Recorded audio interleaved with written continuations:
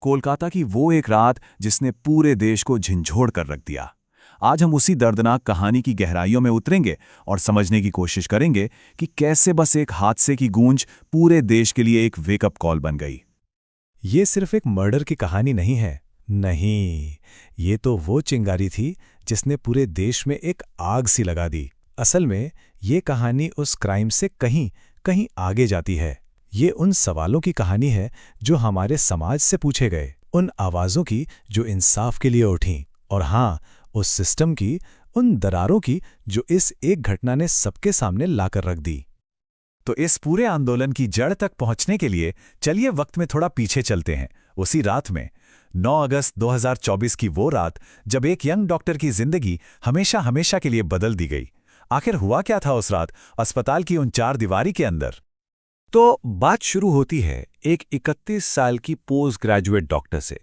वो अपनी night duty कर रही थी, मरीजों की देखभाल में लगी हुई थी, लेकिन उनकी वो ड्यूटी कभी खत्म ही नहीं हुई। अगली सुबह उन्हें अस्पताल के ही एक सेमिनार रूम में पाया गया, और जब ऑटोप्सी रिपोर्ट सामने आई तो उसने एक ऐसे खौफनाक सच को बेनकाब किया जिसे सुनकर सबके रोंगटे खड़े हो गए। उनके साथ रेप किया गया था और फिर बेरहमी से उनका कत्ल कर दिया गया था। और इस घिनौने जुर्म के इल्जाम में जो शख्स गिरफ्तार हुआ वो कोई अनजान या बाहरी आदमी नहीं था। उसका नाम था संजय रॉय, और वो कोलकाता पुलिस का ही एक वॉलंटियर था। सोचिए जरा, जिस इंसान पर सुरक्षा की जिम्मेदारी थी उसी ने सबसे बड़ा धोखा दिया। जब ये खबर बाहर आई तो पहले तो मेडिकल कम्युनिटी में एक अजीब सा सन्नाटा छा गया, फिर दुख की एक लहर दौड़ गई। लेकिन ये दुख ज्यादा देर तक टिका नहीं। जल्द ही ये एक ज्वालामुखी की तरह फट पड़ा, जिसने पूरे देश में गुस्से और विरोध की आग भड़का दी। बस एक घटना अब एक पूरा आंदोलन बन चुकी थी। कोलकाता की सड़कों से शुरू हुआ ये प्रोटेस्ट देखते ही देखते दिल्ली, मुंबई, देश के कोने कोने तक फैल गया। डॉक्टर्स, नर्सेज, मेडिकल स्टाफ सब अपने क्लिनिक्स और हॉस्पिटल्स छोड़कर सड़कों पर उतर आए, और उन सबकी बस एक ही आवाज थी, एक ही मांग थी, इंसाफ। पर ये डॉक्टर्स सिर्फ उस एक केस के लिए इंसाफ नहीं मांग रहे थे, नहीं, वो अपने काम करने के हक की मांग कर रहे थे, बिना किसी डर के। उनकी डिमांड्स बहुत सीधी और साफ थीं। पहला, हॉस्पिटल्स की सिक्योरिटी बढ़ाई जाए। दूसरा, एक ऐसा सेफ वर्किंग एनवायरनमेंट बनाया जाए जहां हर कोई महफूज महसूस करे। और तीसरा, और सबसे जरूरी, फीमेल डॉक्टर्स और नर्सेस की सुरक्षा के लिए कुछ ठोस स्पेशल कदम उठाए जाएं। तो एक तरफ पूरा देश इंसाफ की मांग कर रहा था, पर सवाल यह है कि उस वक्त सिस्टम क्या कर रहा था। इस एक घटना ने सिर्फ एक अपराधी का चेहरा सामने नहीं लाया, बल्कि पूरे सिस्टम की कमजोरियों को नंगा कर दिया। तो चलिए अब देखते हैं कि इन्वेस्टिगेशन के दौरान आखिर कौन कौन सी इंस्टीट्यूशनल फेलियर सामने आई।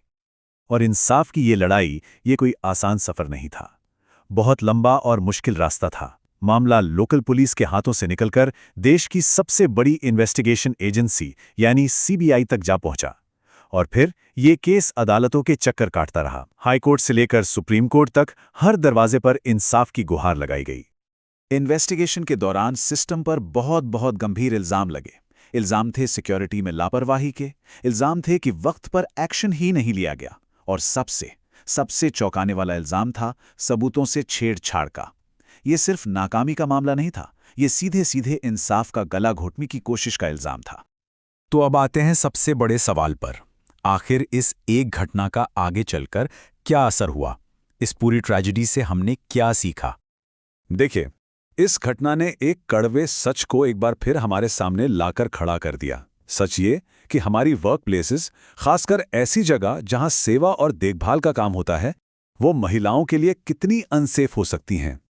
ये कहानी सिर्फ एक अस्पताल की नहीं थी, ये हर उस जगह की कहानी बन गई जहां एक औरत को अपनी सेफ्टी के लिए हर दिन जद्दोजहद करनी पड़ती है।